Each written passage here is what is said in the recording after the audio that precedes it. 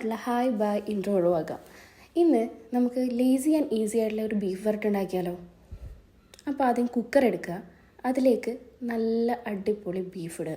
ഞാനിവിടെ ഒരു പച്ചമുളക് 2 എണ്ണം, വല്ലാതെ സ്പൈസ് വേണ്ട, വല്ലാതെ സ്പൈസ് ഇല്ലാതിരിക്കുന്നതാണ് ടേസ്റ്റ് കുറച്ചുകൂടെ കൂടുതൽ. പിന്നെ അല്പം തക്കാളി കൊത്തിയരിഞ്ഞത്, പിന്നെ കറിവേപ്പില. ഇനി അതിലേക്ക് ഒരു വലിയ ടീസ്പൂൺ ഇഞ്ചി, പിന്നെ അതിലോട്ട് വലിയ ജീരകം, 2 ടീസ്പൂൺ മഞ്ഞൾപ്പൊടി ചേർക്കേണ്ടത്. എനിക്ക് അല്പം ഇതെല്ലാം ചേർന്ന് നന്നായി കുക്കർ അടച്ചു വയ്ക്കാം. ഇത്രയും നമ്മൾ തീ കത്തിക്കാതെയാണ് കേട്ടോ ചെയ്തത്.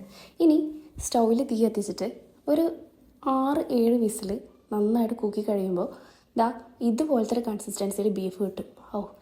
എന്താണെന്നറിയോ, എന്താ ടേസ്റ്റ് ചെയ്യുമ്പോൾ ഉണ്ടല്ലോ, സംഭവം ലേസി ആണെങ്കിലും നല്ല അടിപൊളി അസാധ്യ സാധനം കേട്ടോ.